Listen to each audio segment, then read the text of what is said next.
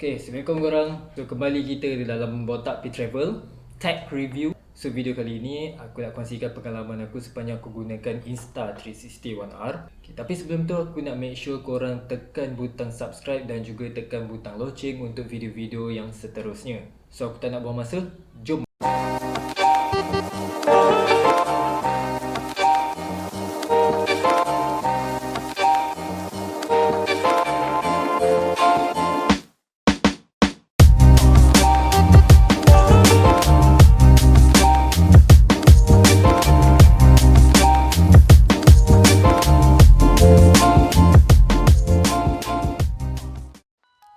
Korang, inilah dia Insta360 One R Twin Edition. Satu dipanggil dual lens. So dual lens ni dia ada, kalau korang tengok dia ada depan, ni depan dia, yang ni belakang dia. So yang ini dipanggil 4K lens. So dia ada satu lens sajalah. So basically sepanjang aku gunakan action cam ni, ini adalah action cam yang terbaik pernah aku pakai lah. So untuk Insta360 One R kita ada core. Ini kita terpanggil core. Alright. Core ni bermaksud dia punya processor je lah. Okay, so ini dia punya, kalau korang boleh nampak, ini dia punya button power on off dia. And then ini adalah dia punya shutter button, okay, untuk gambar dan juga record video. So dekat sini kalau korang boleh nampak, dia ada type C dan juga dia ada memory card. Untuk dia punya core, which mean dia punya processor je lah, untuk connecting dengan dia punya 4K lens dan juga dia punya dual lens. Okay, kalau korang boleh nampak, dia ada dua port dekat sini. Aku suka dia punya button dia sebab button dia sebelah-sebelah. So kalau macam aku letak dekat atas helmet, so aku boleh rasa dengan jari sebelah sini untuk button on off dan sebelah sini untuk punya shutter button dia. Lepas tu dekat sini pula, kalau korang boleh tengok, ini dia punya screen dia. So which mean time kita record, kalau dia punya kamera facing dekat muka kita, at least kita boleh tengok apa yang ada dekat dalam screen ni. Cuma screen dia kecil dan at the same time dia ni adalah touch screen. Kalau korang boleh tengok lah kan, yang tadinya aku tunjuk ni, dekat tepi core ni dia ada slot untuk memory card dan satu lagi slot untuk type C. Okay, kemudian kalau dia punya type C ni pula, type C ni jadi dua function. Satu untuk charge battery base, satu lagi untuk kita letak Insta360 mic adapter. Itu aku akan explain kemudian lah. Dan lagi satu, kalau macam tadi aku bagi tahu, dia punya core dia boleh charge directly dekat battery base. Tapi to be honest, kalau nak charge tu, aku galakkan korang untuk charge menggunakan charger base. Aku tak ada charger base sekarang ni sebab charger base tu aku hantar semula pergi ke distributor untuk diorang buat inspection balik sebab aku punya charger base tu ada problem. So basically charger base tu adalah charger untuk charge dua bateri dalam satu masa dan dia adalah fast charging. So aku galakkan korang untuk charge dekat luar, dekat charger base tu, daripada korang charge menggunakan dia punya core. Sebab apa, bila charge, korang punya device ni akan panas. So untuk elakkan perkara-perkara yang tak diingini jadi dekat core, so better korang charge menggunakan charger hub. Okay, sebab benda ni saja pun dah harga dalam. Okay, based on website, memory card boleh kita pakai sehingga 256GB. Tapi kena pastikan jenis memory card tu adalah memory card yang jenis berkelajuan tinggi. Untuk type C slot ni, okay, siapa-siapa yang suka buat vlog ataupun buat vlog atas motor, korang kena beli mic adapter Insta360 One R. Sebab apa? Kalau korang guna mic adapter yang third party, yang bukan under Insta360, memang 100% dia tak akan detect korang punya mic adapter. Cuma Insta360 One R, setakat ni aku belum jumpa lagi mic adapter untuk third party. Kalau ada third party, korang boleh. Tapi aku sarankan korang beli sahaja Insta360 punya mic adapter lah. So sekarang ni, ini adalah battery base. Okay, battery base dia panjang. Macam aku ada dua, so ini battery base aku yang nombor satu. Okay, kalau korang tengok dia punya battery dia, tadi macam aku tunjuk, dia panjang. Dia punya capacity battery dia 1190. So dalam banyak-banyak action cam yang pernah aku pakai sebelum ni, semuanya 500 mAh ke bawah. So dia just boleh record dalam 20 hingga 30 minit. Tapi the best part dia, bateri ni 1190 mAh, dia boleh record sehingga 30 ataupun 40 minit. Tapi based on website, kalau korang tengok, tapi setakat ni aku pakai tak pernah lagi sampai 1 jam. Tapi dia bergantung kepada korang punya cara penggunaan lah. Kalau penggunaan korang short resolution tinggi, so dia akan kuat makan bateri dan dia akan cepat panas.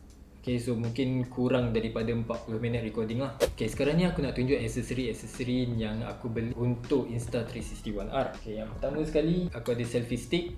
yang attach sekali dengan dia punya tripod.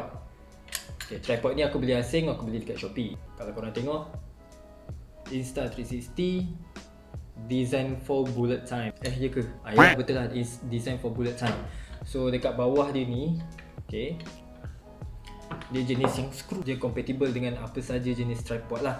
Lepas tu bawah ni pula dia screw dia untuk design bullet time dia. So dia ada lagi satu aksesori untuk buat bullet time. Yang macam tadi ni, yang ni yang aku bagi tu dia punya tripod dia. Ini aku beli asing. Ini bukan dapat sekali masa aku beli Insta360 One R. Ni aku beli asing dekat Shopee. Ini adalah lens guard. Kalau korang tengok lens guard ni, sebenarnya dia akan attach dengan casing. Casing dia yang macam ni. Tujuan lens guard ni adalah untuk protect dual lens.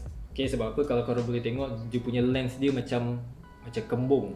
Okay, so inilah tujuan dia untuk protect korang punya lens. Okay, dan lagi satu, setiap okay, kalau korang tengok kat sini, dia punya lens dia ada tempered glass. Tempered glass ni korang boleh request masa beli dekat kedai. Ada setengah kedai ada jual tempered glass dia, ada setengah kedai tak ada. So kalau ada, request. Jangan tak request, sebab apa? Dia memang betul-betul protect lens dia yang ini. Itu satu. Okay, so dia punya casing ni pula, ini adalah original casing daripada Insta360 One R. So malang dia tak ada shoe untuk letak mikrofon apa semua. Tapi aku rasa tak sesuai sangat lah kot kalau korang guna dual lens. Okay, so untuk yang ni dia boleh attach lens guard. So dia jadi macam ni. Okay, korang boleh nampak kan? So ini boleh pasang depan dan juga belakang. So basically dia akan protect kedua-dua lens depan dan juga belakang. Lepas tu macam biasa dia bagi charger cable dan juga dia punya charger dia sendiri. Okay, so ini adalah original daripada Insta360 One R. Ini adalah dia punya rubber lens guard. So yang ini tujuan dia untuk cover lens depan dan juga belakang bila kita simpan dalam kotak ataupun dalam poket ataupun dia punya casing dia. Ini yang aku paling suka dan aku rasa korang pun suka juga dengan dia punya stabilizer. Sebab apa? Dia menggunakan 6 axis yang bertujuan untuk stabilkan video masa recording. So kalau korang tengok footage yang macam ni, korang letaklah atas motor ataupun tempat-tempat yang rasa banyak vibration ataupun susah nak handle, tu dia akan stablekan korang punya video dan menampakkan footage korang ni lagi professional lah. Okay, ini benda yang korang kena tahu. Setiap lens dia ada resolution dia yang berbeza. Sebagai contoh lah, untuk dual lens, resolution yang paling tinggi adalah 5.7K resolution dengan 24, 25 dan juga 30 frame per second. Okay, kalau untuk 4K lens, resolution ni dia ada 24, 25, 30 dan juga 60 frame per second. Kemudian dia ada 2.7K resolution, dia ada 24 sehingga 60 frame per second. Kalau 1080p, dia ada 24 sehingga 200 frame per second. So lagi tinggi frame per second, lagi detail korang punya video dan lagi best untuk dapatkan slow-mo punya footage. Okay, ini adalah salah satu tips yang aku try. Kalau shot pakai 4K ataupun 3K, sebab dalam ni dia ada 3K 100 frame per second, bila korang shoot je video, korang akan expectkan video tu bergerak secara normal. Tapi bila korang masukkan video tu dalam dia punya apps, video tu akan jadi slow motion. So solution dia dekat sini, korang kena lajukan video tu mungkin 4 kali ataupun 6 kali, bergantung kepada frame per second yang korang pakai. So lagi tinggi frame per second, lagi tinggi speed time yang korang kena set. Sebagai contoh, kalau korang guna 120 frame per second, nanti bila masuk dalam apps, korang kena lajukan kepada 4 kali kelajuan, baru korang akan dapat normal speed. Kalau korang tak buat benda tu, korang akan nampak segala benda slow motion. Tak apa, kalau korang tak faham dengan resolution ni, aku akan terangkan kemudian. So korang boleh komen je dekat bawah, dan aku akan reply lah. Apa yang aku boleh jawab, aku akan jawab. Ok korang, so setakat ni saja untuk review Insta360 One R. So untuk video-video yang seterusnya, korang jangan lupa like, komen, share. Dan yang paling penting sekali, korang kena subscribe untuk video-video yang akan datang. Terima kasih kerana menonton Botak P Travel. Assalamualaikum.